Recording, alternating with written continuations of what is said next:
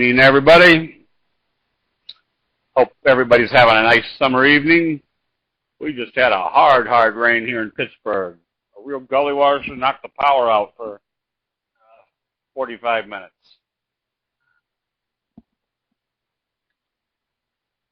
Oops, let's get the chat room.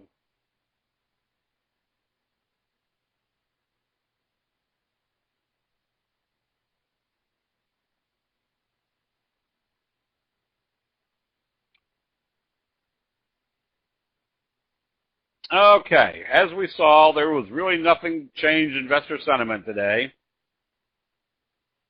So we have had a little doji in the Dow. So is that something to be concerned about? Well, if we take a look at the rest of the indexes, what do I do here?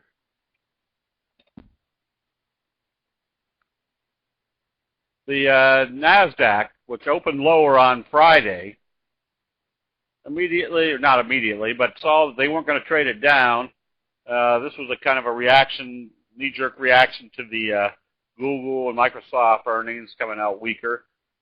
But as we saw during the day, that they were trading up on this, on the NASDAQ, which meant as soon as they opened it, there were still buyers in the market.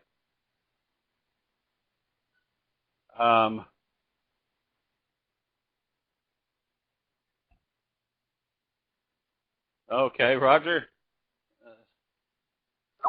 I would take it that the crops this summer have to be relatively good with the amount of rain that's been coming, and it's been pretty well spaced out. So anyways, today we had some more bullish trading. So even though the Dow was indecisive, the S&P indecisive, the NASDAQ was still moving things positive. Let's take a quick look at the other things. Crude oil, still in an uptrend, not a reversal signal as of yet, still above the T-line. Gold prices popped up, had this big rounding bottom. Now they've gapped it up right here to the 50. Now you're in the overbought area. They've gapped it to the 50, so it'll be very important to see how they open this tomorrow. Either they're going to fail the 50 and start back down, or if they go through, it tells us this fry pan bottom gap up probably got a lot more upside force in it. Same scenario with the silver. A little doji gap up, stochastics curling back up. We suspect it's going to at least come up to the 50. And interest rates, bond prices slowly moving back up, probably at least back up here to the 50-day moving average, which means that the bond prices moving up, interest rates moving down. Let's see, is that the case? Can somebody help? Shift right. We can't see the prices. That is absolutely true. What have I done here? There we go.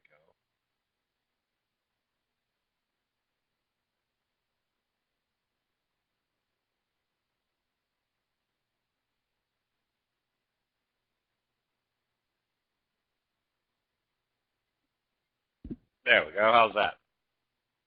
The gray line is the 20 moving average.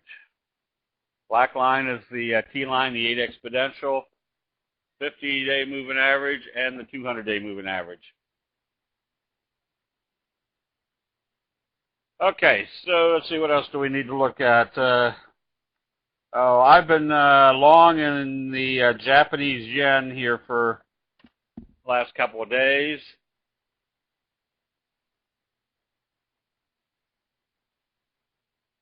Which you can see did a little morning star type signal. This is kind of your stutter step. They started up, hit a resistance, pulled back, and now came back up through the 20, which was acting as resistance. After hours, they're trading it back up above the 50-day moving average. Which means the dollar still trading down. Notice the gap down through the T-line. Haven't been able to get back up above the T-line. Let's see, gold, silver, what am I missing? As you can see, cattle is just absolutely flat.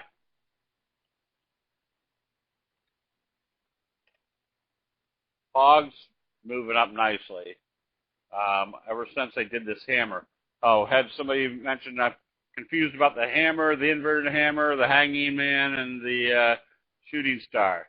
A hammer is at the bottom of a trend, and it's had a tail 2 times greater than the body. An inverted hammer is still in the oversold area, but they take it up and bring it back down. Now, this is a very high probability bullish signal if they open positive and trade positive the next day. Means you've probably got 95% or greater possibility that you're going to be heading up. Now, this same signal up here in the overbought condition becomes a shooting star. Again, the tail 2 times greater than the body. And then this signal right here, and I'm just kind of pointing up, if this was up in the overbought condition, that'd become a hanging man. The next day, if they open it lower, you close out the position. Okay. What else? All right. Let's see, gold, silver, interest rates, crude oil, dollar. All right. What we're going to kind of work on tonight is what I would call observing the obvious. First of all, we're going to kind of take a look at some of the positions that we have been following. This, to me, is kind of observe the obvious. And the obvious is kind of our pattern where you had kind of a fry pan bottom. Notice where the trend started with a doji gap up through the resistance level. Strong price move. Now observe the obvious. When they got back down toward the T-line, inverted hammer, doji, indecisive, spinning top, indecisive, bullish engulfing signal right on the T-line. Tells you the selling has stopped. Now you've got that classic, which is a fry pan bottom, strong price move. Now you've got a J-hook pattern setting up. Hutch.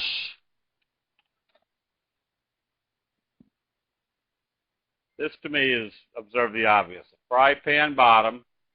Now, sometimes a fry pan bottom is so lethargic that you don't want to trade it. But if this comes back up to test the level where it's going to break out, that's probably a good, I want to say, let's say $1. Not quite $1. 85 cents on $5. That's still a 15% move just to get back to the level to see whether it's going to work or not. And if it breaks through, you got much more upside. And, all right, we recommended, or not recommended unofficially. Ooh.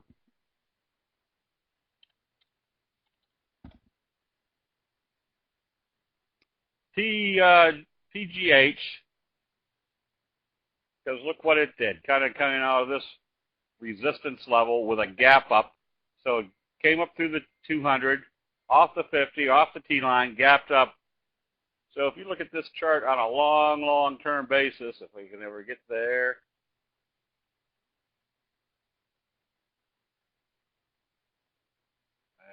This is fun. Anyways, it's got a lot of upside. It pays an 8.5% dividend yield. And if it moves up to even this level, you've got another 20% move up here, plus why it's moving up, you're collecting an 8.5% dividend. Oh, Tommy, I forgot all about that. I wrote it down on the top of my page. Remind me in the morning, and I'll try to do it in the chat room during the day.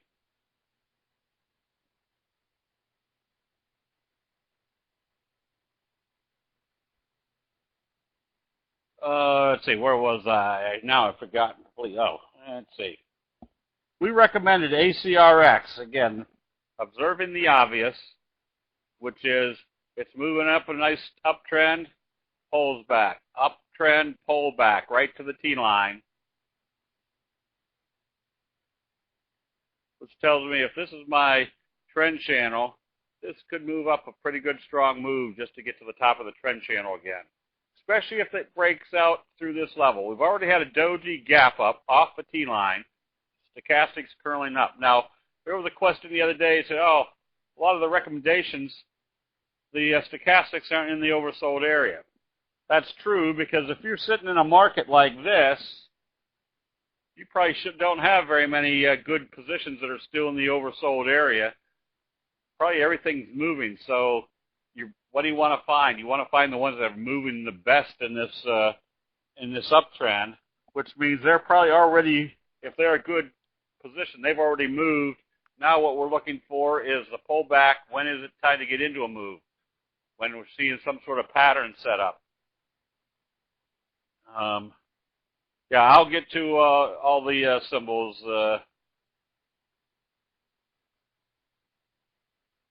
Make it the 4 EMA. All right. Well, I'll try to do the 3 and the 4 EMA in the chat room during the day. Let's see. All right. MTDR. This is another, observe the obvious, a fry pan bottom. These are the type of patterns that we want to keep our eyes kind of acclimated to. Nice strong move breakout. Now you have this downtrending channel. Then we had a bullish Harami and a bullish confirmation. But the real confirmation came from two aspects. One, total they were moving away from the T-line. And two, they're breaking this downward trend channel. This tells me I got a wave 1. Now I'm in wave 3 that's going to be equivalent to this wave 1 right here. And YNDX, when they pull this back and then they take it right back up again, that tells you this uptrend is still in progress. So even if that's the J hook, a quick J hook, you're still going to have more upside.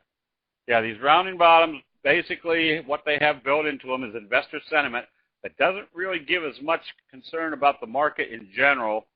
Something is building up, and this is, again, why a lot of the recommendations on these fry pan bottoms are based on the stochastics already gotten into the overbought area. Because where do we use that, the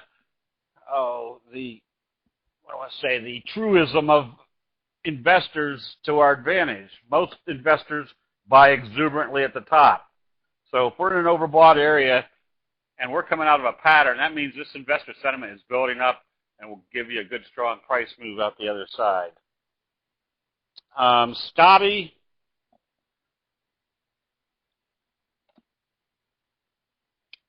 Needs to do a little J hook. Now, this did somewhat of a doji inverted hammer, which makes it very easy. If they open this positive tomorrow, you want to be buying. If they do a strong price move, you've essentially got a fry pan bottom J hook, which tells us we should be moving up into this level. Now, the nice thing about knowing the probabilities after an inverted hammer type signal, which I would call this an inverted hammer doji type setup, is that if they open up positive, the probabilities are that this day of profit taking is over, and if the bulls are still there, that means the bears are going to get out of the way, and that's what starts your strong uptrend.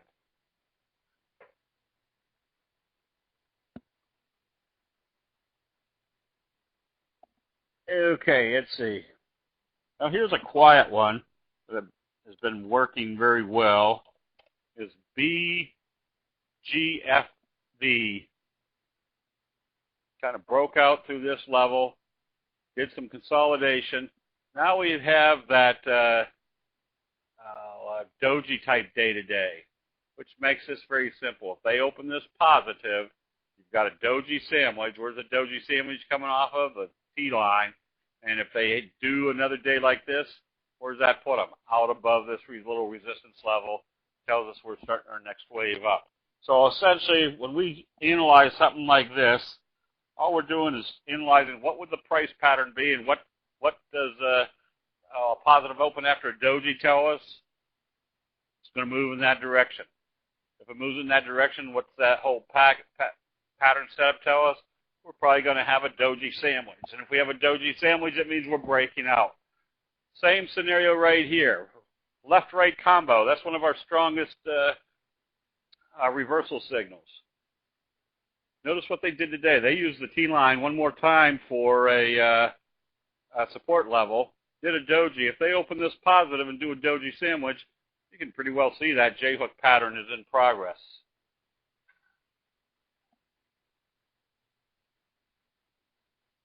Let's see. A left-right combo is a doji followed by a bullish engulfing signal. That combination tells you this is an indecisive jab. This is that roundhouse right hook. Telling you they definitely are going to be moving in that direction. That was ECYT. DDD is still doing this wedge formation. Keeps trying to move up, but can't get above this level. If it breaks out through here, we're going to pretty much assume that we're looking at wave 1, wave 2, right smack dab to the 50. If they break it out through here, we've got wave 3 in progress, which will give you a good, strong price move. And all right, let's see. There's a lot of times where we say put a buy stop above, if it's trading flat, put a buy stop above a certain level, because if it breaks out to that level, you want to be in it. This is a perfect illustration today, was FDML. It looks flatter on a smaller chart, but notice how we were getting this rounding bottom and pulled back. It was still this flat wave 2, that if they broke it out through the high, you want to be in, wanted to have been in it. That told you they were breaking it out. Now, does every breakout like this create whatever this was, a 15 or 20% move? Definitely not. But it puts you in situations where the probabilities of being in the big move is always in your favor. So something like that can be applied to S.BEBE.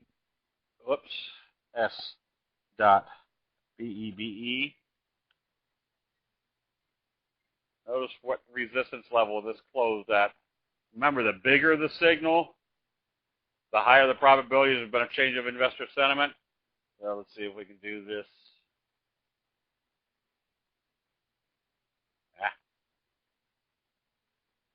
So we're essentially looking at a wave here, sideways movement. If they break this out, you'd probably be moving up into the $8, $8.50 range. And AMPE. Another example of using a breakout situation. If you haven't gotten into it now, you put a buy stop up here. If they come up through this level, that tells you they're breaking out. Now, why does it look like they can probably do that? Because they just did a doji sandwich just to get to this level, and we know the results of a doji sandwich. It's a high probability there's going to be more follow-through. So if there's more follow-through, that means we're breaking out to this level, and we essentially have that that hook-type pattern. Let's see.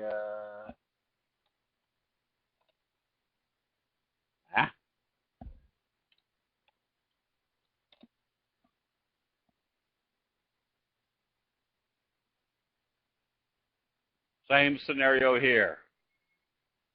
Rounding bottom. Where did it go up to? Just basically touched the 50. Pulled back to the T-line. So what do we want to do? We want to put a buy stop right up here. If they break through here, they're coming out with a J-hook pattern and breaking through the 50. Good running room. There's a big move potential all the way back up to fill this gap. So you've got something that could pretty well make an 80% move here very quickly if they break out through this level. As a matter of fact, the more I look at this, the more I like it. All right, who took my pen? Oh, I hate when people take my pen.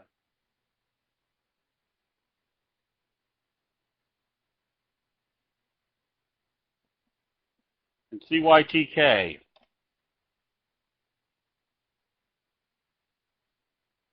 There's a fry pan bottom. There's kind of your J-hookish pattern. And then there's another wave right here, or another sideways move.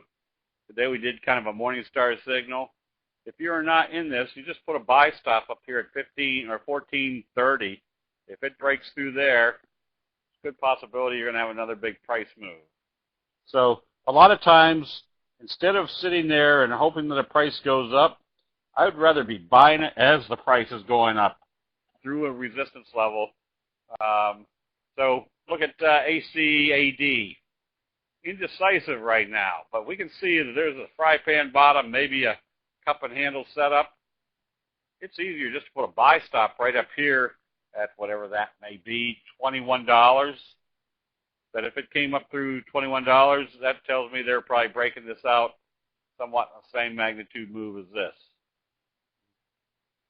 That's right, the darn cat took the pen.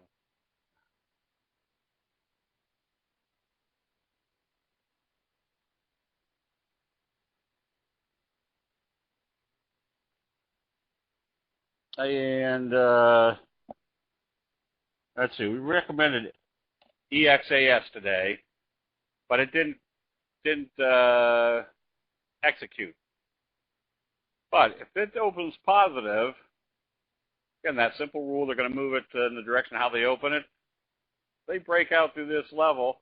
This makes this very simple. Put a buy stop right up here. If they come up through that level, there's a good possibility they're going to do another day like this, which takes you well above this level. Now it takes you up to the top of the trend channel, which would be a good percentage move. PETS. Oh, no, not this again. I must be doing something wrong somewhere.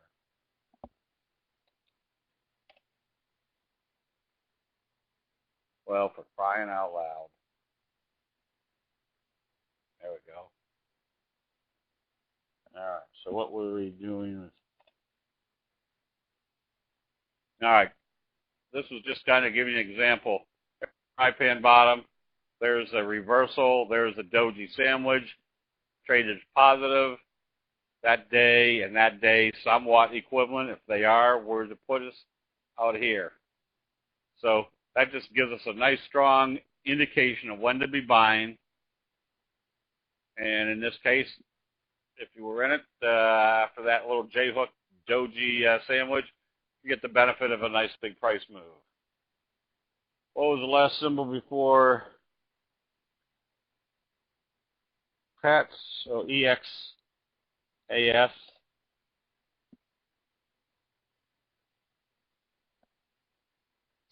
All right, so that, do we sell on the this move? Right now, we know we have a gap up, a huge gap up.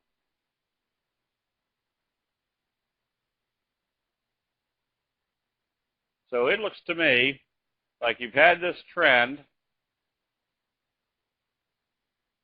Now you've had a consolidation. And what have they done? They've gapped it right back up. I would stay long as it doesn't come back down through here. And I would suggest that if they open this positive, you're going to have a 45-degree come off of here. Just the same trajectory as what it was before this consolidation. Candle trader, that's exactly what you could do. You've got some good profits in it. Take some off the table and let the rest of it ride until you see a sell signal. So IOC,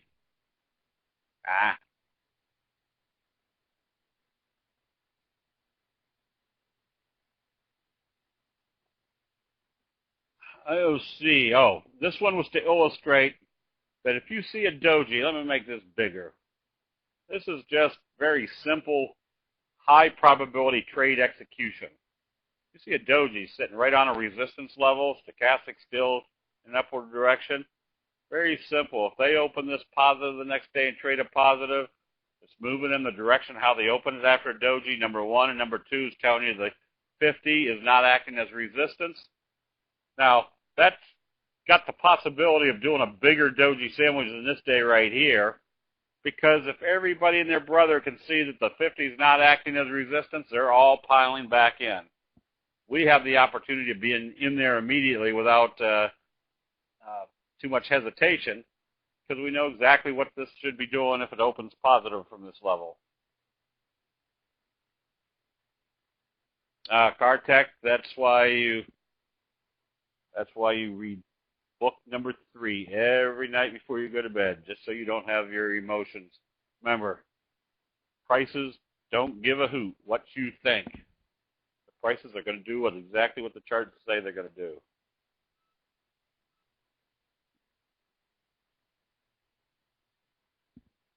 Okay, let's see. Where am I now? Let's see. TNP. There's that doji sandwich right about the same place that it topped out before. Whenever you see a doji sandwich coming up or a setup right out of your resistance level, get ready for a good pop to the upside if they open it positive.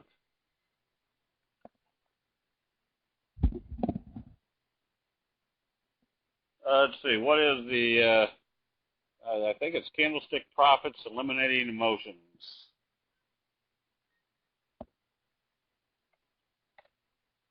It's the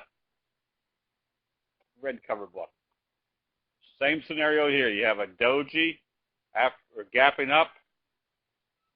If it opens positive, where are they probably taking this after they showed support here at the 50? Probably going to come up here to the 200.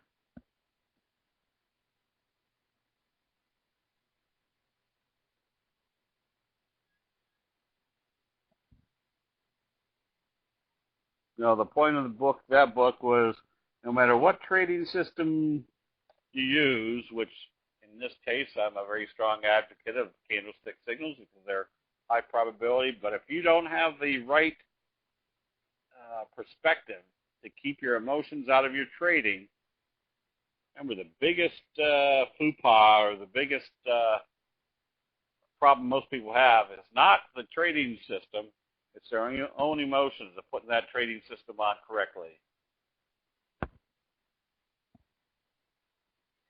So book number 3 was that a lot of people were saying, oh, I'm doing everything I think is right, but I just can't do this or I just can't do that, which wasn't applying the mechanics of candlesticks appropriately. It was because the decision-making process was coming back to emotional trading versus so your emotions were getting in the way versus doing what the charts were telling you. Let's see if I am doing something wrong here. What the heck is going on here?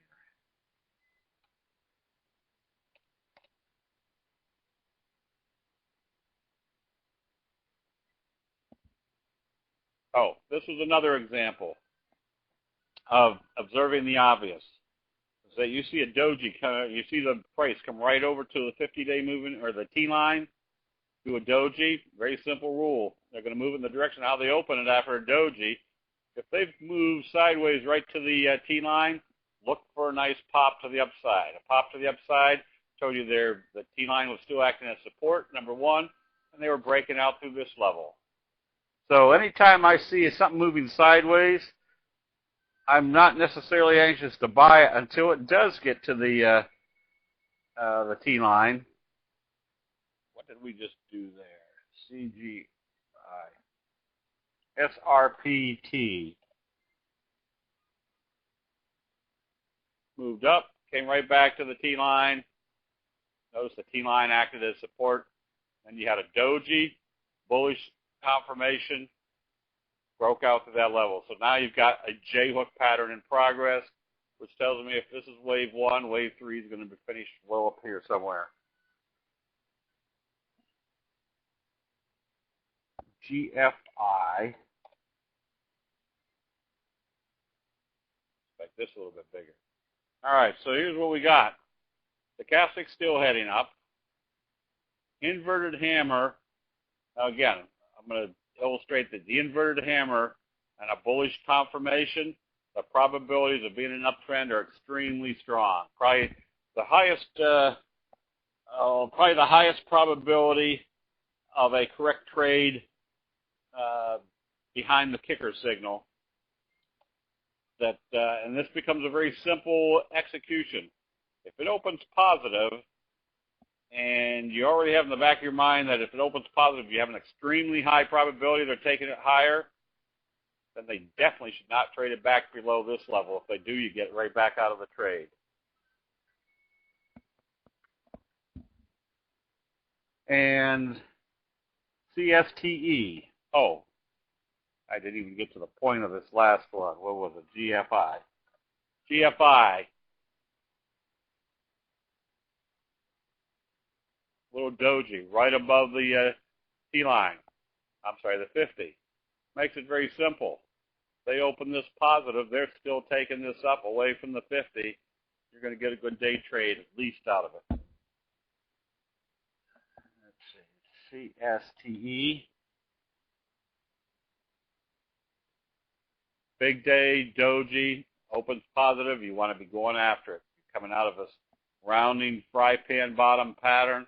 Now they've taken it up, doji. They're going to take it up again if they open it positive.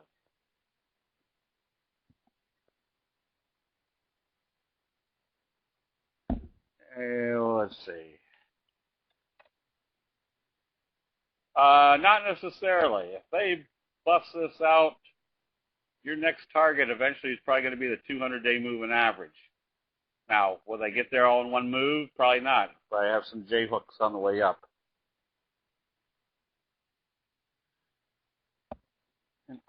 And INFI was recommended today because if it could get through the 50, the fry pan bottom breakout. Now you've got a doji.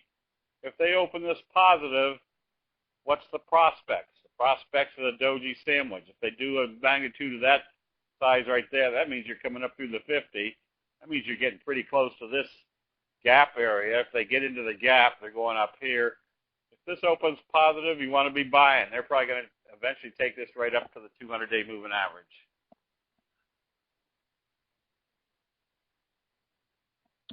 Tammy, no, that's, what was that, a GFI? Remember, this is coming out of a fry pan bottom and breaking out. The stochastics are probably going to be showing the breakout when they get up into the overbought area of stochastics. Very simply stated, if you're buying a signal, you want to see the stochastics in the oversold area. If you're buying a pattern breakout, you probably want to see the stochastics in the overbought area. Remember, most people buy exuberantly at the top, so the enthusiasm or the confidence builds back up when you see the stochastics up in the overbought situation. Is there an easy way to figure out option pricing or buy stops on stocks? Ooh. No, but I think you can do a contingency order, Lori, that, for example, if a stock comes up and hits 34, I want to buy the August 35 calls, something like that. So you don't have to do it based on the price of the option. You do it based upon the underlying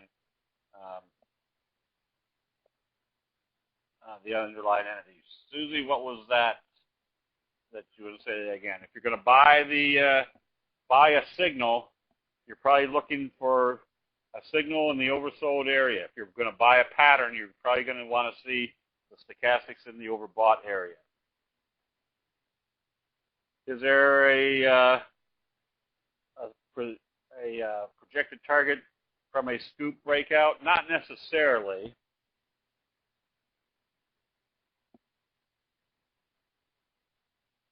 Not necessarily. Hold on, I'm trying to figure out which one it was.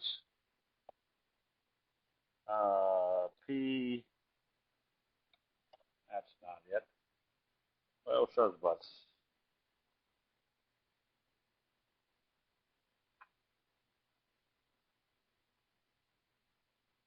Well, Shazam. I can't figure out which one. I had a perfect one with a scoop pattern. I'll find it.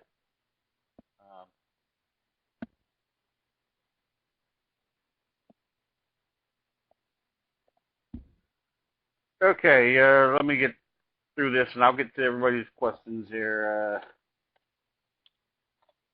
NIHD, put a buy stop at 620. If it comes up through there, it's breaking through here.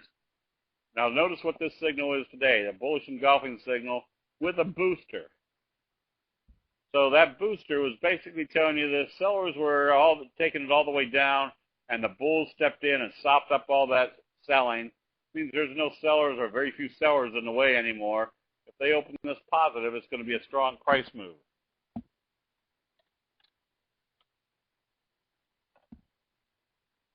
Oops. See if Bang has a scoop. Yeah, from over here, yes.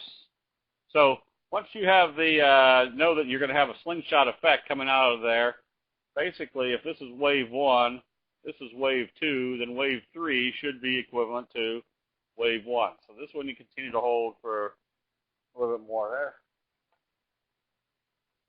There it is.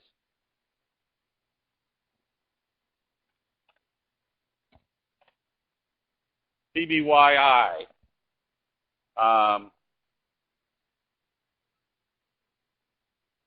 Is a doji sandwich considered a pattern? Yes. We know what the result of a doji sandwich is. Number one, we know what the result of a doji followed by a positive open is a high probability they're going to move it higher. We also know if they had a big day prior to that doji in an uptrend, that the next day after the doji is probably going to be the same magnitude as that day before the doji.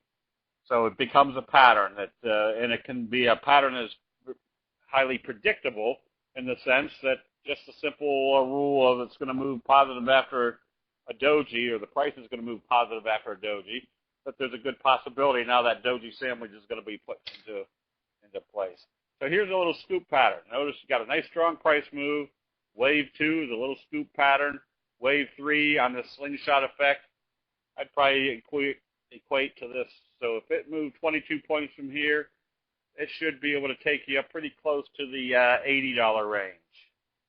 So this is the type of thing where you probably want to play options because now your upside potential you can pretty well measure to the upside. And also another booster. Took it down and then brought it right back up. But notice what they did, a bullish engulfing signal with a booster and staying above the T-line. This probably tells me that they're going to start picking up a little bit of strength because they wiped out a lot of selling here. Why couldn't we find these stocks?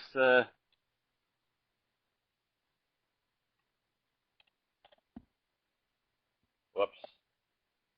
PBY. We can. I mean, there was a perfect example of a resistance level not acting as resistance. And once they broke through, where did they come to? Back down to test it as support. And what do we see as soon as it tested it as support? Strong buy signal. Bullish engulfing. Next day they open up positive. What's the rule after that? You just stay long until you see a sell signal. Now here was a case where you started seeing some selling. You were a good per piece away from the T-line. Probably take some profits. Now you buy it back when you see that the profit taking is over.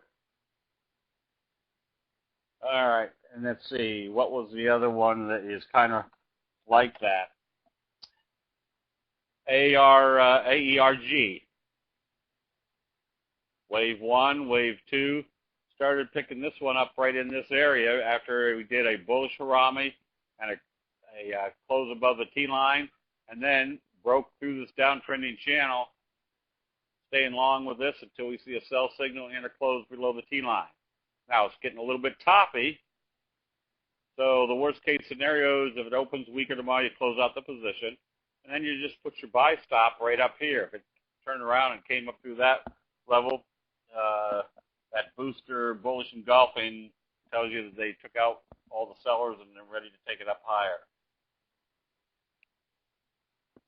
No, the booster is the tail to the downside. Which one was it? Oh, TEAR. The booster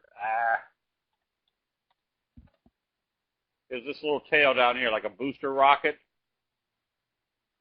Bullish engulfing signal that had a lot of force coming from a much lower level.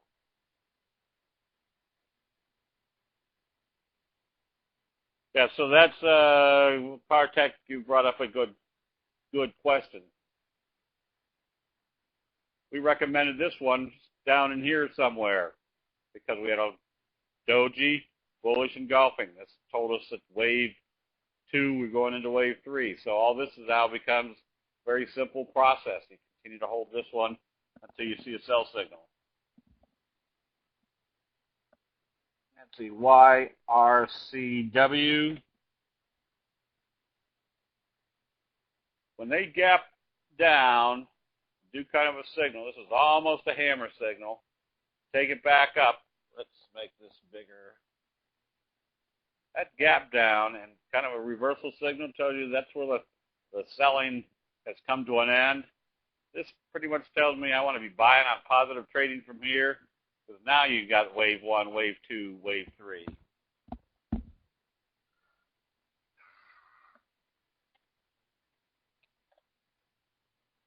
Oh, why do we do that every time? MCP. This one was also illustrating the move sideways. Just touched the T line, now gapped up. If they open this positive, you want to be buying. If they break out to this level, it tells you there's going to be a good strong run to it. Stops. Oh, you got to be more specific, Evan. Yes, stops are very easy with candlesticks. Basically, it's just picking up the spots that tell you the bear shouldn't be in that direction. Another bullish engulfing right here that moves sideways to the T line. Bullish engulfing. You can see the little wave 1, wave 2, wave 3. The solars are acting well. And when they're all acting well together, that means the institutions are coming in and buying. So here's another one that backed right down to the T line, gapped up. This one's still in an uptrending channel. You stay with it until you see a sell signal. Whoops. JSO, same scenario. Moved right sideways to the T line, popped back up. It's going to stay in this channel for a while. And one that we recommended that we're still holding is CSIQ. There's your left-right combo, strong gap up, consolidation. Now you have a hammered doji gap up. They're going to take this back up to the top of the trend channel. There's a bunch of solar stocks. Yep.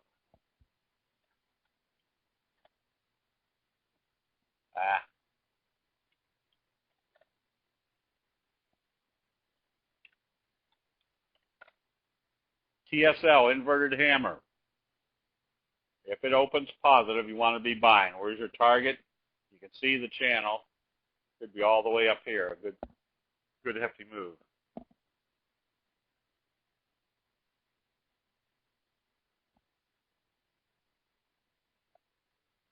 I have a question on the importance of watching volume for any stock or ETF. I've often heard you say volume doesn't make any difference. And then there's other times when you said pay attention to the volume here. Volume doesn't make any difference as far as the price movement. Volume does make a difference as far as your liquidity of getting in and out of the stock position. If a lot of people say, I want to see the volume go up as the stock price goes up. That volume and price have absolutely nothing to do with each other. If there's nobody willing to sell this stock, the price, people are going to pay up for it, getting what they can. However, if we're looking at a stock chart, and this is a $7 stock that only trades 90,000 shares a day, then I say be careful of the volume, because that's too thin a stock to get into. Especially, let's say you're buying $30,000 positions. and you have to come in and buy 4,000 shares of a stock that trades 90,000 shares a day, you're buying a good percentage of that stock, which means you're probably going to move the price around when getting in, and you're definitely going to move the price around getting out. So the difference is volume compared to price or affecting price doesn't mean anything. Getting into a position, as far as liquidity, volume does have importance.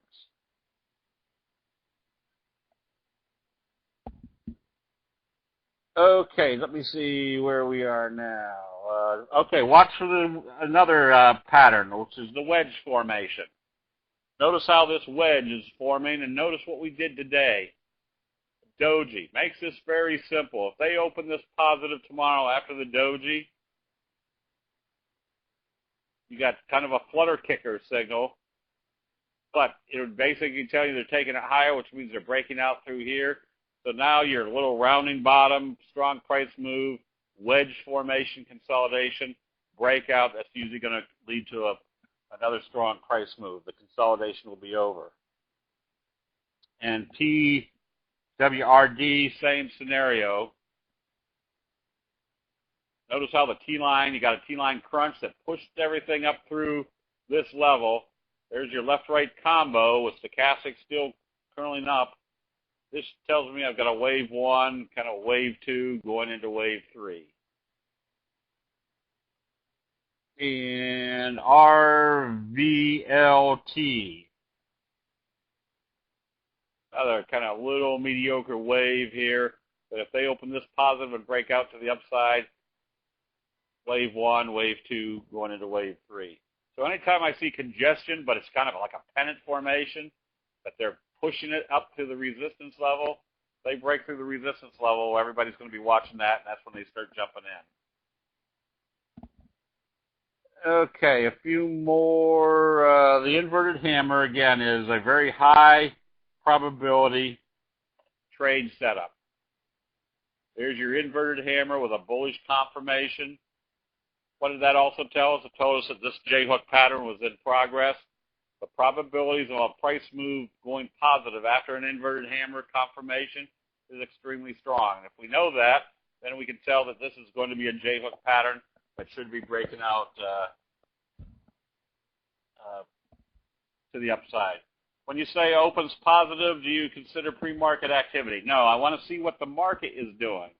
Pre-market activity, usually, remember today, which one was it? Today, everybody was worried about Vokes on the open. That everybody was saying, oh, it's down 4%. It doesn't matter until 2 minutes before the open, because that's when the big money are coming in to make their decisions. The rest of it is usually just little piddly-poddly trades. So as you can see, even though it was down for the day, when it opened today, it was basically flat or down a penny or two. On PKD, yes, you had the hammer followed by an inverted hammer. So as you can see, as they pulled back, you had doji, doji, hammer, doji, inverted hammer. This is all very indecisive trading. This tells you if they open this positive, we're definitely in a J-hook pattern and you can be buying immediately. And very simply, if this is telling you there's a high probability we're going this way, where should it not trade at all? Shouldn't come back and trade down here. If it does, you close out the position immediately. Vokes could be setting up as an inverted scoop. I would give it one more day, though, because you're still in this little trend here, even though you're below the T-line.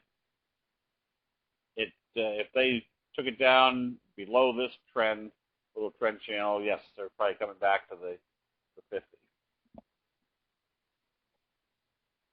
Let's see, on PKD, at what bar would you have identified that a potential J-hook? Would it have been after the first hump or after yesterday's bar? What was that on PKD? No, it would have been right here.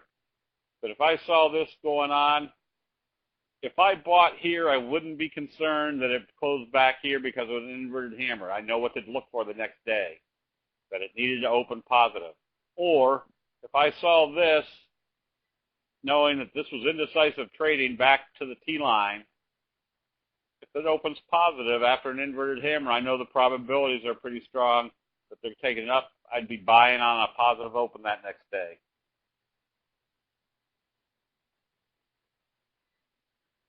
Let's see.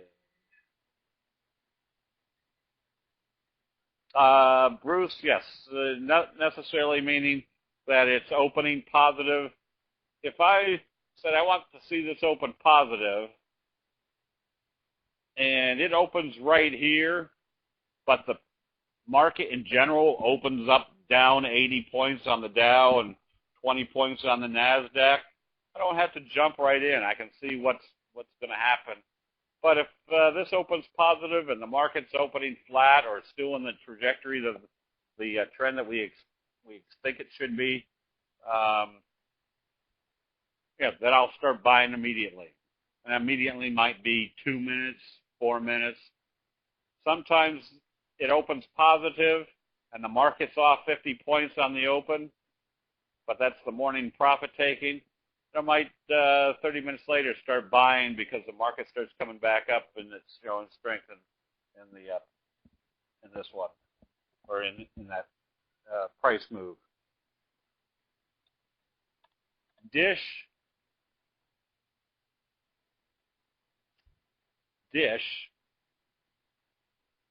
had a different chart pattern over on PCNet, but this one is still in this slow uptrend, not slow uptrend, J-hook type pattern. There's your left-right combo, your little scoop, slingshot effect to the upside. If I buy a stock, how long do I have to hold? You can sell it 30 seconds later if you want.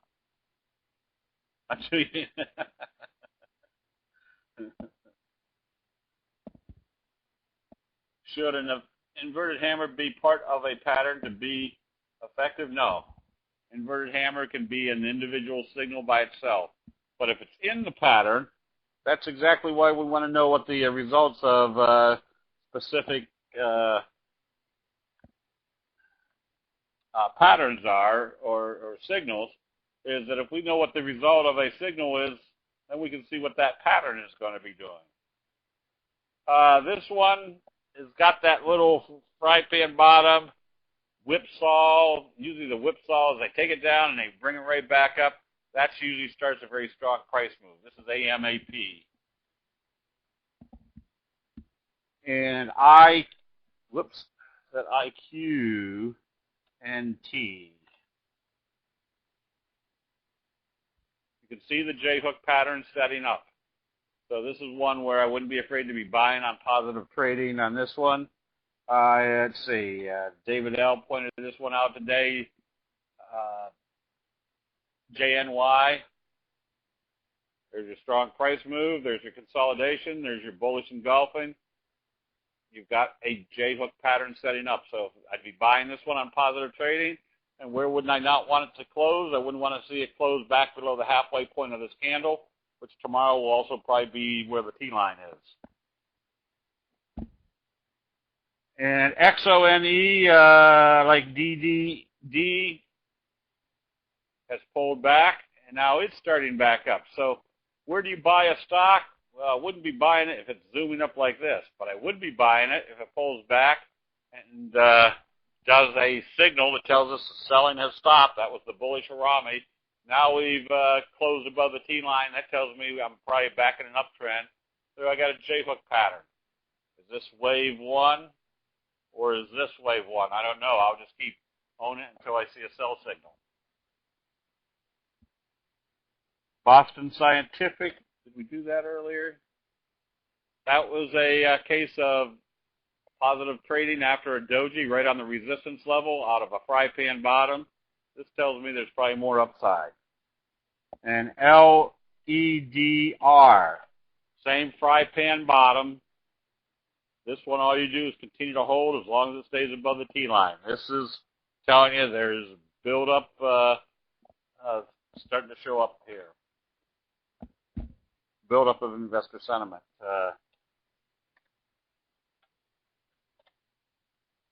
And TRMB, there's your left-right combo. This is your classic. That was your trend kicker. Started a very strong uptrend. Where did they go to? Through the 50. Failed at the 200. Pulls back to the 50 and the T line. Then has a left-right combo after a series of dojis. And now gap it up. If this is wave 1, wave 3 is going to be well up here someplace. And ITMN. Fry pan bottom breakout. Little J-hook pattern setup. This one I wouldn't be afraid to be buying on positive trading. Wave 1, wave 3 in progress. So I'm pointing these out because they do, patterns work consistently. That if you've got a fry pan bottom breakout, you're going to have a strong price move. If you have a strong price move, you're going to usually have a J-hook pattern. So how do we tell whether we've got a J-hook pattern and we're not grabbing for a fallen knife on the way back? Because we're either going to see indecisive trading or a bullish signal. So if we know that this is the prerequisite for a J-hook, we know to start watching to see when the selling stops and when the next move starts. Okay, does the fry pan bottom in stochastics on Dish tell us anything?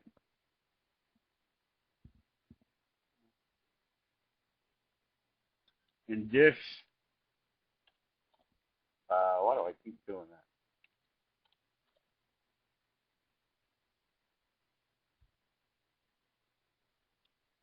Yeah, the fry pan bottom tells us they've broken it up. They've done one J-hook pattern. Now, remember, the Japanese rice traders say, let the market tell you what the market's doing.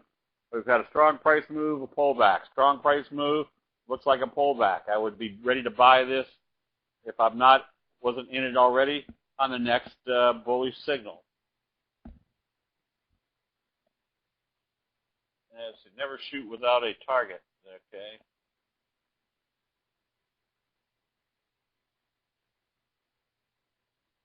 Let's see. YRCW. Is this a kicker signal? No. Remember, a kicker signal, you want to see a big candle this way, then a big candle this way. This already has the elements of kind of a hammered signal. So, number one, and number two, you want to see it open above the previous day's open and go the opposite direction. But it still signifies the same thing, that you've got kind of a hammer signal, bullish confirmation, close above the T line. Now, if they break it through this downtrending channel, you've got a good probability that you're starting the next wave.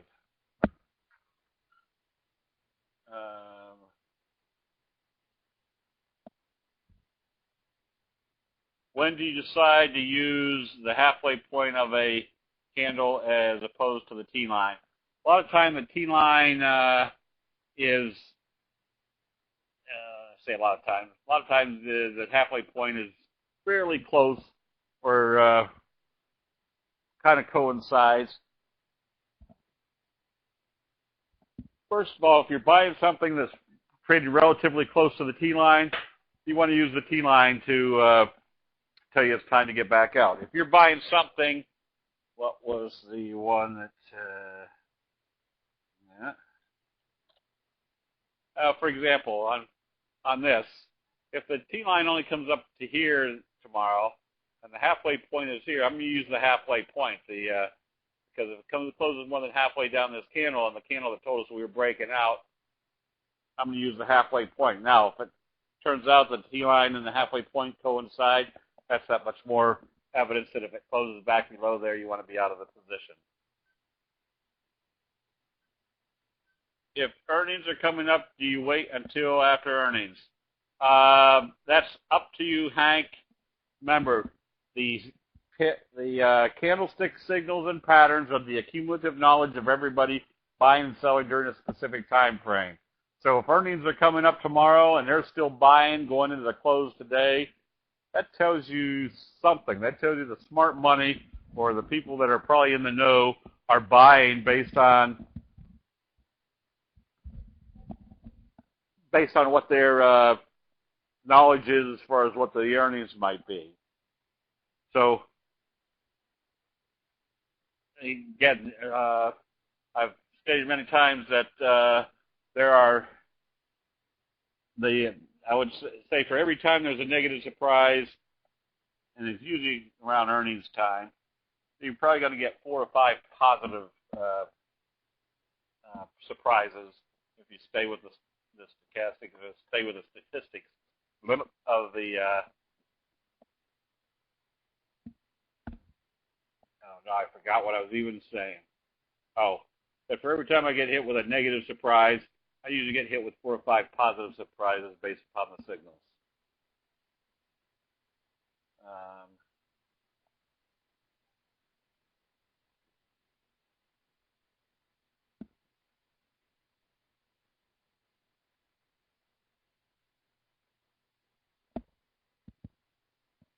Yeah, and that's usually the case, that the price is going to move based upon some information that's out there, whether some of their competitors are doing well, so the industry means the whole industry is probably doing well, or the insiders know something, or at least have an inkling that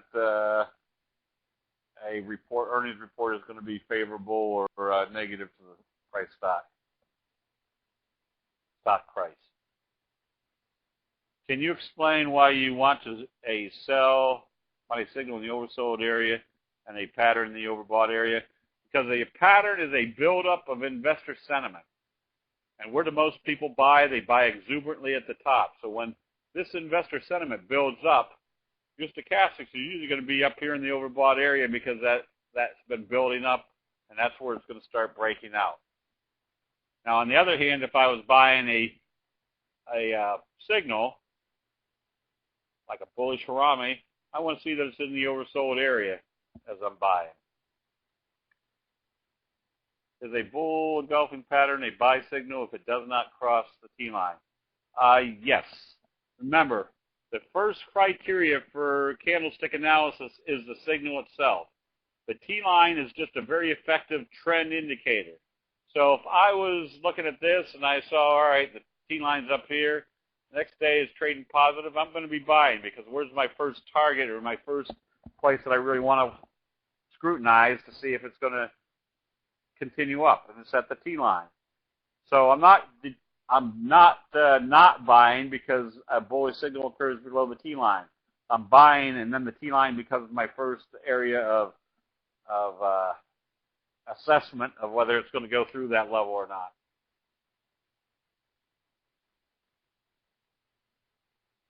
Okay.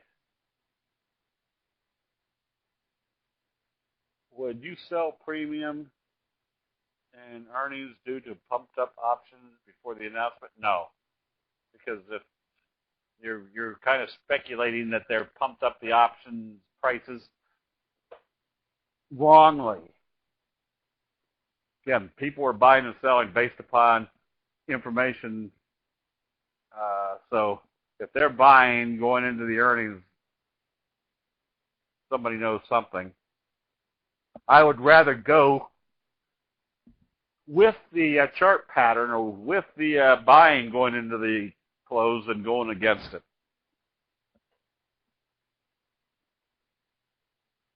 Let's see.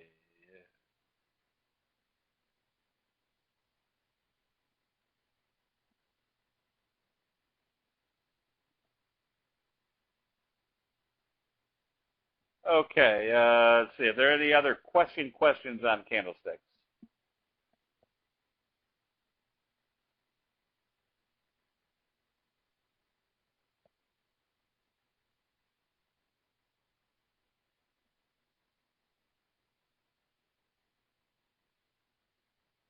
All right, let's see. Are some signals and patterns more suitable for option trading? The slow curve has worked extremely well for me. Terrell, the flashcards, if you go up to products and services at the top of the homepage, you'll find that area.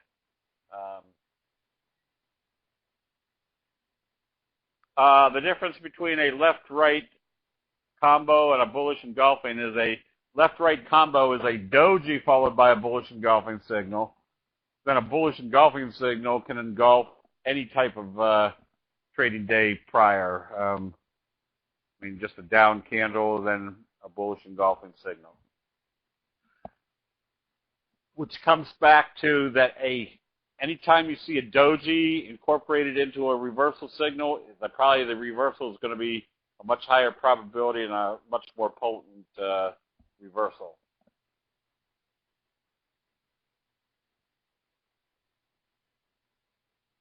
All right. Okay, Jim, let's go ahead and do the double lines. And in 7 seconds, do the next double line. All right, that should give us enough to...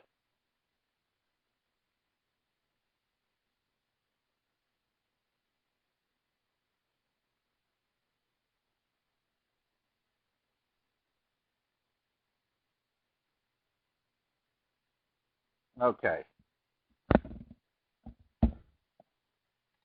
KRFT. Notice all the indecisive trading right here on the 50. Another rule of thumb is if you see a bullish engulfing signal in the overbought area, that's usually the last gas buying. If you see a candlestick sell signal, a bearish engulfing signal in the oversold area, that's usually the last gas selling. And notice that it's supported right here on the 50.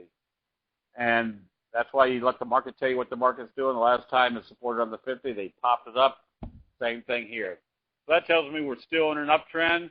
The buyers step in when it comes back to the 50. Whoops. Why am I doing this? I keep typing in the darn J beforehand. CLF. CLF is right here at the 50. If they open this positive and take it through the 50, you want to be buying, then just use the 50 as your stop. SLD, nah.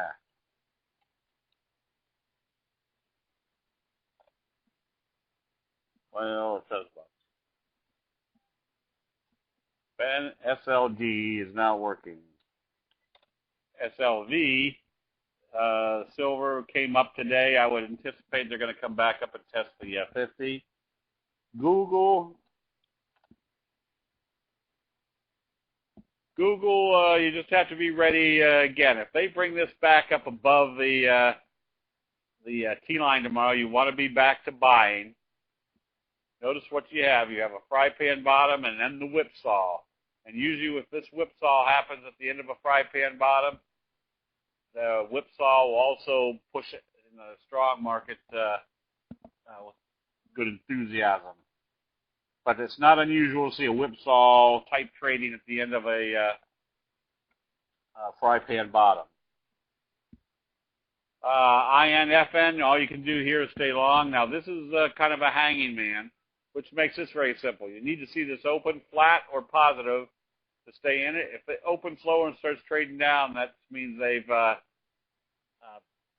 confirmed the hanging man and it's time to be out of that position.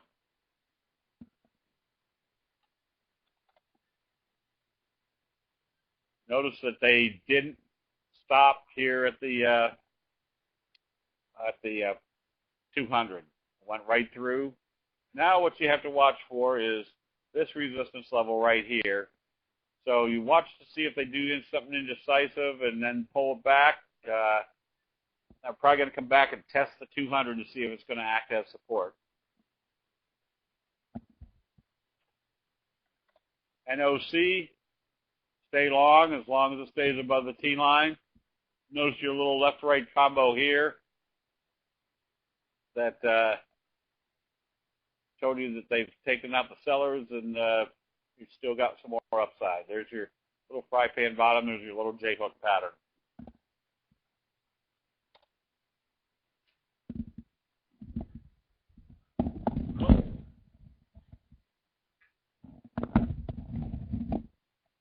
This is setting up for a J-hook pattern. Notice your rounding bottom. Start the uptrend by taking out the sellers with kind of a belt hold. Now you have a kind of a meeting line. That's where they took it up one day, the next day they opened it and brought it right back down and closed it right about the same level. I told you they were going to sell it off, which they did, but notice it's not decisive selling. So this is one where I'd be prepared to be buying this one again on positive trading because you have a J-hook pattern set up. Exoma, this one's a J-hook pattern. This one all you can do is continue to hold. And HIMX.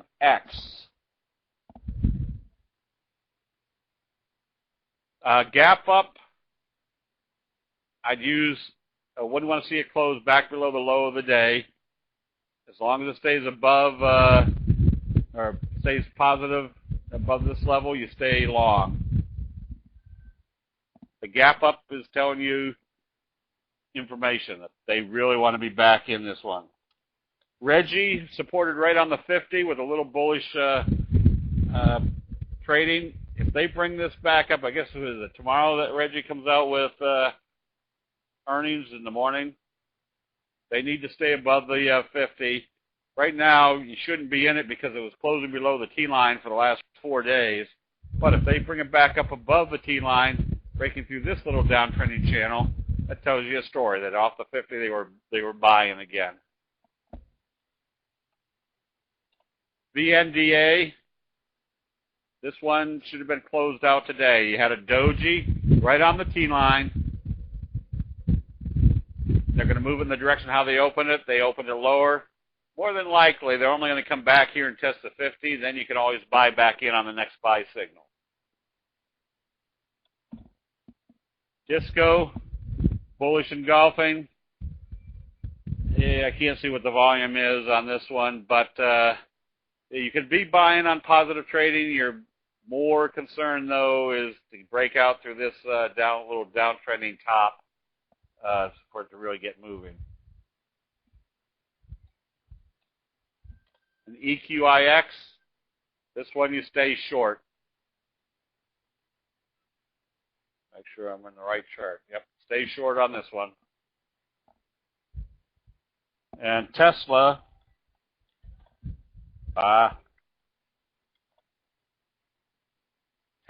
you could be buying this one on positive trading.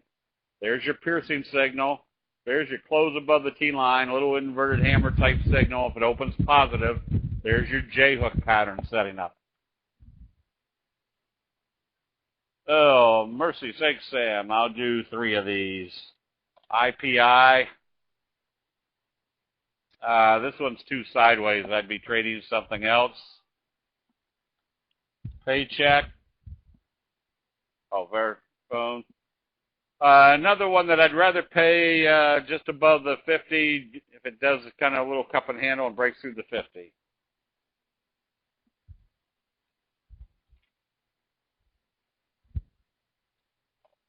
And CETV, this one you can be buying on any positive trading. Notice how it used the T-line as support today.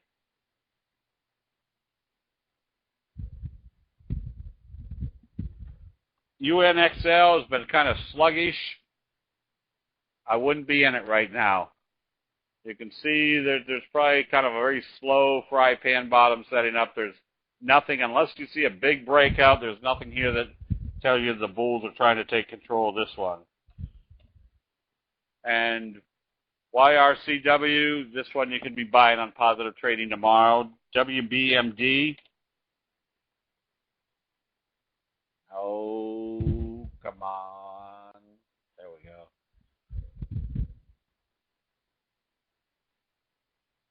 go. This one might be supporting right there on the 50. If it opens positive, you can be buying it just using, I'm sorry, not the 50, the T-line. If it opens positive tomorrow, you can be buying it using the T-line as your stop. Garmin. Gap up through the resistance level, not only the 200, but this resistance level right here. This one you stay long as it stays above the 200 right now. Sohu. another one that needs to open positive and get back up above where it opened today to be buying. Otherwise, you might be caught in the sideways channel, but you've got the T-line crunch going. As long as it doesn't close below the T-line, you should anticipate them crunching it back up into the breakout area. Ford, stay long, both long-term and short-term. There's a J-hook pattern setting up. AMZN, that's a left-right combo bearish. So you've got indecisive trading, bearish engulfing signal. If this opens lower tomorrow, close out the position, and you could possibly even be going short. Verizon is very slow uptrend, about ready to break out, but you got to make sure you like Verizon because the magnitude of return isn't all that exemplary on this one. And Apple, as you can see, is having a hard time getting up through the T-line. Came down through it, then it opened positive today and backed off again, which means it's having a hard time getting through the T-line and this downtrending resistance level. So if they're starting to back this off, or should they be taking it probably to the bottom of the trend channel? So right now they're running out of steam. If you're long, you want to be out of this one. You can always buy it back if they get things turned around and can get back up through the 50-day moving average. U.S. Steel, same scenario. I wouldn't be long or short this one. Nothing there to get excited about. CRM. Here's another case where if it keeps moving sideways, you close out the position, then you put your buy stop at 43. If it comes up through 43, you've got your fry pan bottom wave 1, J-hook wave 2, breakout into wave 3. And CME stays short.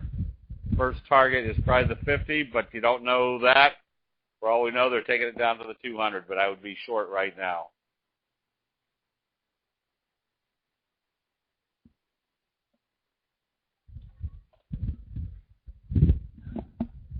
Let's see, is that what we want, or IL setting up nicely for a J-hook pattern. Nice little breakout. Notice your consolidation. There's your hanging man. They confirm the next day, still confirm, but notice the magnitude of your selling. Very indecisive. Now you've got an inverted hammer. What's the inverted hammer tell us? That the buyers were in there making the bears nervous, and then they sold off. If they open up positive again, the bears are going to be nervous, and they're going to start covering and getting out of the way.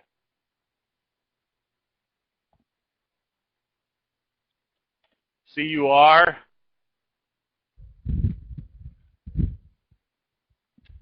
This one is bearish also. If it opens lower, you come out of the positions. Doesn't you're going to be coming back to the bottom of the trend channel. Here's your big bearish engulfing signal. Nothing to show there's any great strength in this one right now. If a stock trends several weeks above the 200-day moving average, when should one be careful that there will be a reversal? When you see a sell signal, the 200-day moving average isn't all that significant. This is more your significance, the T-line. So it doesn't matter if something stays a few weeks above the 200. It can stay months, if not years, above the 200.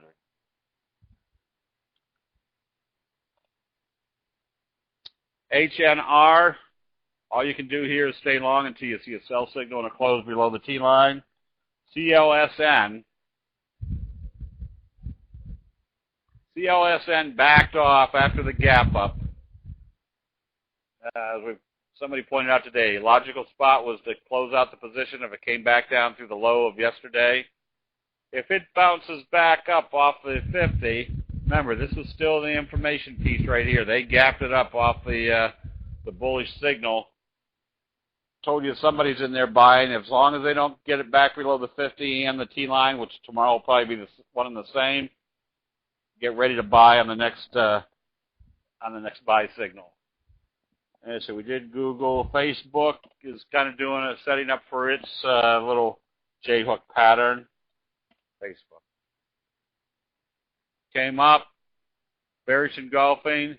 When they gapped it down, notice it was indecisive, doji. And then they moved it in the direction how they opened it after a doji, so it's positive. So you've got a J-hook pattern setting up. So if this is a 3-point move, this should take you up to the 29 area, which also equates to testing the highs.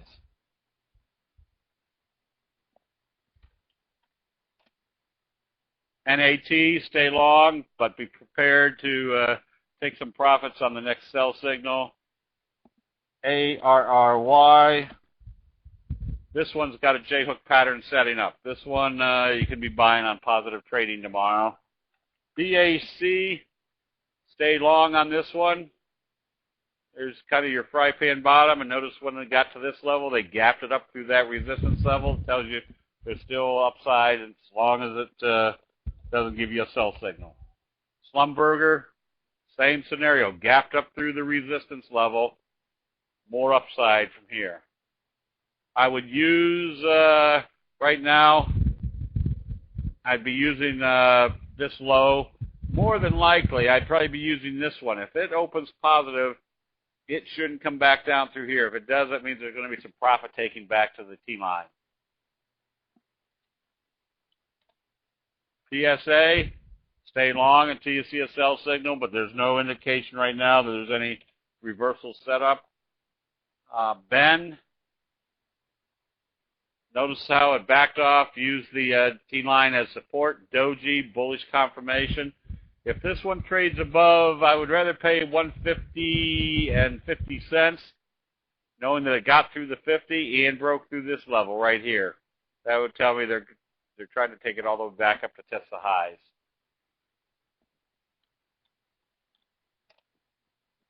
And CTSH, that's a big belt hold type signal. If this opens lower tomorrow, you take your profits and wait to see what it does when it gets back down to the T-line.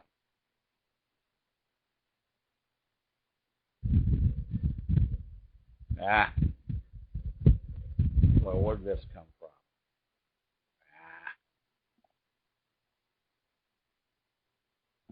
Let's see, we did Hutch, still a nice fry pan bottom. SZYM,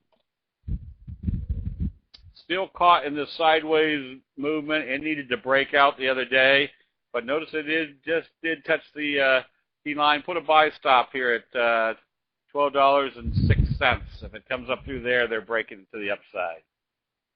And WTI, S.WTI. There's your J-hook. There's your classic. Bounced off the 50, came right up to the 200. Pulled back to the T-line, inverted hammer. Positive trading took you through the 200. J-hook pattern, which means there's wave 1, wave 3, still more upside. TDD needs to break out above this this channel right here. So it still needs some more upside. This one I'd rather pay $50 for it versus 47, knowing that once it got here that they're definitely taking it up. Microsoft got clobbered. I would stay out of this position for 2 reasons. Because right now it's not in good favor, number 1. And number 2, even if they bring it back up, the percentage is so small, it's not worth trading. Or it isn't for me anyways. Yahoo. Oh, come on, Yahoo.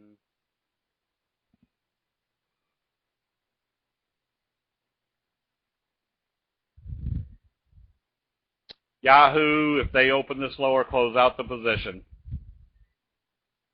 Going the wrong way. Oxy.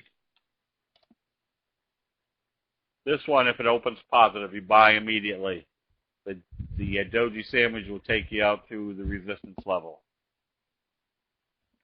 ANW had backed off a little bit today, but not anything yet that would get me worried about a change of investor sentiment, because you did have a bullish engulfing signal, gap up through the resistance level, white off the 50-day moving average. You're going to get some backing and filling, but I would suspect you're still in an uptrend on this one. TSW,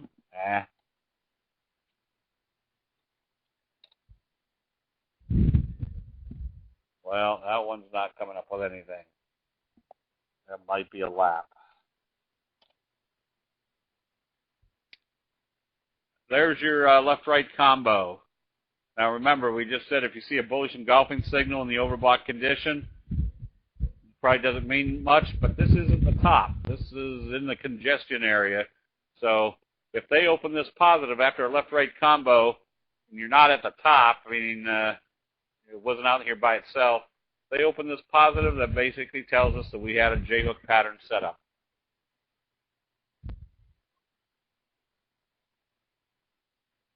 Okay, let's see. USU, you can be buying this one on positive trading tomorrow, especially if it comes back up. That's a 30-year bond. Is that what we want?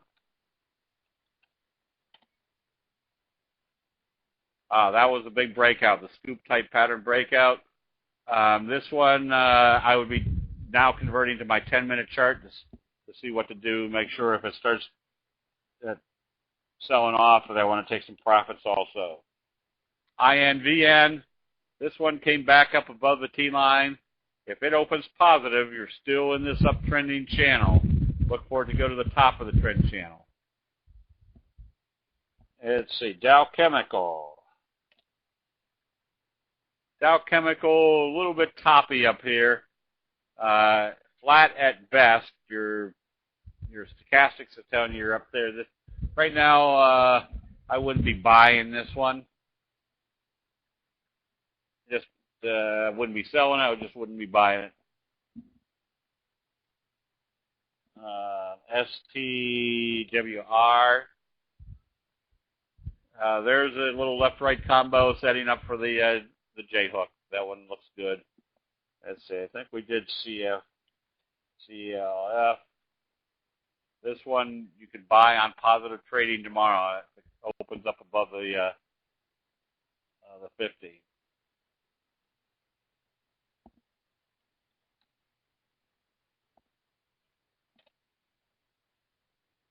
ANIV. Notice how it's caught between the 50 and the the 200, the T line, and the 50. This is another one where I'd rather pay $8.42 for it, or $8.40, knowing that it broke up to the upside.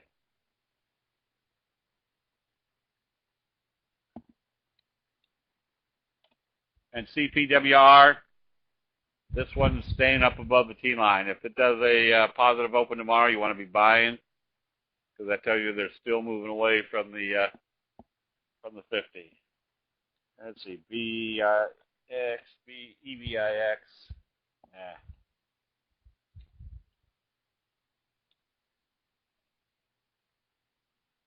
This one, all you can do is stay long as it stays above the T line.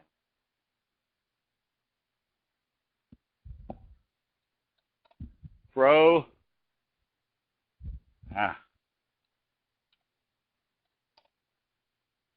Pro did the doji sandwich, which tells me there's more upside, and you're right here at the resistance level. Tells me that my next target is the 200.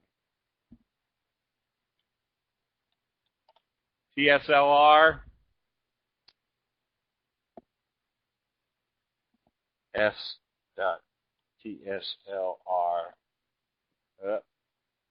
It might be a lap. Crocs did a belt hold type signal. If it opens positive tomorrow, you can be, but it definitely has to get up above the T line. INSM backed off today, but nothing serious. Stay long as it doesn't close below the T line. Would you buy if it comes tomorrow's close. Would you buy if it comes tomorrow?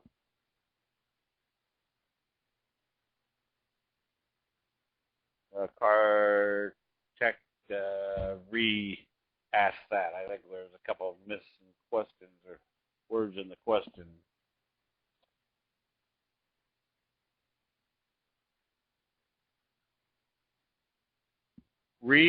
This one you can be buying on positive trading.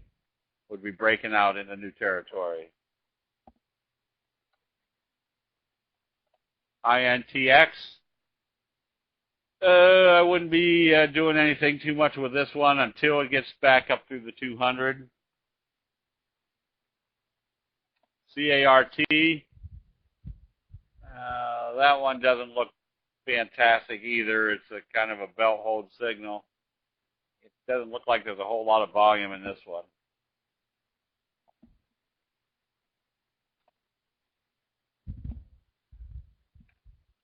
SD. Nothing yet to tell you there's anybody there's selling is in control. I would use the low of the previous day as a stop, but I would be more inclined to think they're going to hit the 200 before they start backing it off if they do. ADM backed off today, but I'd still be buying this, especially if it opens positive and starts trading positive tomorrow. Tells us the T-line's acting as support and the J-hook pattern is still in progress.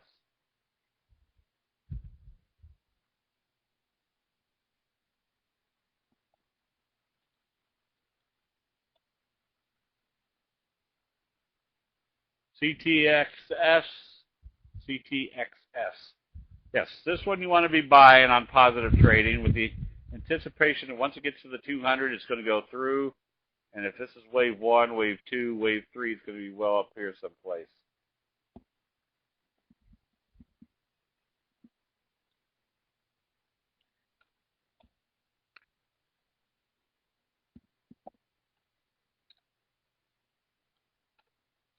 TXN, last trade was 38.15. That means you've got a J-hook pattern in progress. SLW, if this opens positive tomorrow, you want to be buying immediately. Let's see, we did US Steel.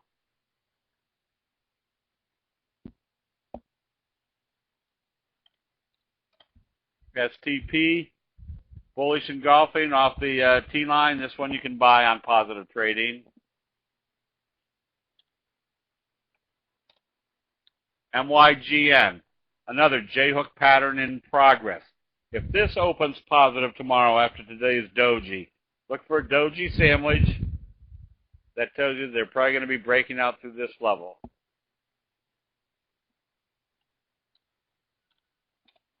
ALNY, this one needs more confirmation. It needs a signal. Right now you're just seeing some buying of the T-line, but nothing that tell you there's been a major change of investor sentiment. Could you talk about MYGN? You mentioned it very quickly earlier today. MYGN, I think we bought some today. It's got kind of that little scoop, or not scoop, got a mini scoop, but J-hook pattern. If it opens positive, you're going to be moving up whatever this was, 5 points.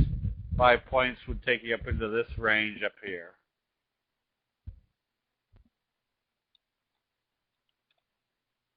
Tesla, want to buy on positive trading tomorrow. That would take you further up above the T-line. Let's see, VRX. S.VRX. This one you should be out of with the idea that the stochastics are heading down, you're heading lower. For all you know, they could be taking this slowly down to the 50-day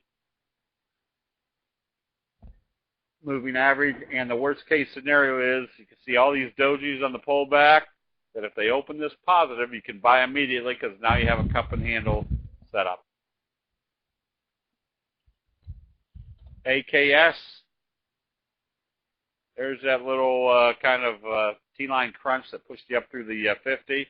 This one you can buy on Positive Trading tomorrow.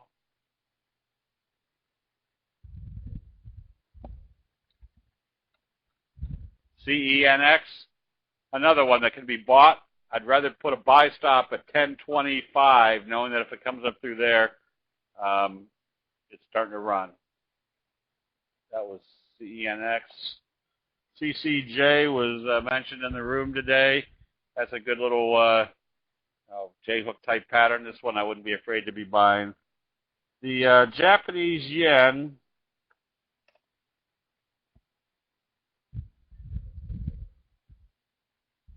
still looks like it's picking up steam ever since the Morningstar signal, another Morningstar signal. If they close this up above the 50 today, you got a good, strong possibility of a good run.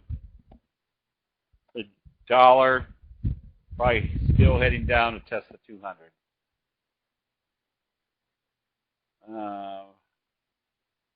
That's right. That's right. If we all trade the same stock, that'd be great.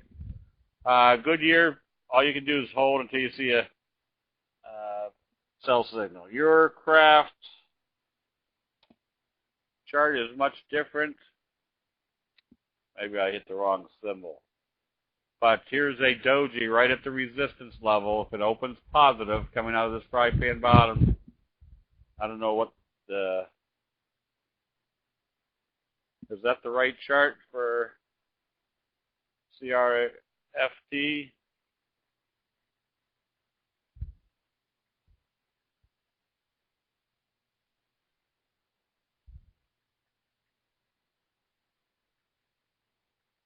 Let's see. Okay, let's call it a night. Still need to get out in the yard.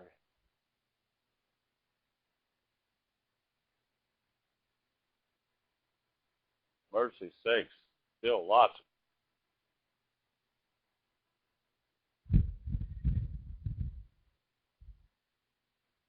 All right, last one, gold. Gold looks like if they could break this through, kind of a scoop type pattern, they're going to slingshot it up. First target right here, second target right here, third target. Okay, everybody have a great evening. We will see you back here tomorrow bright and early. That's right, even a caveman can do it. We'll see you in the chat rooms.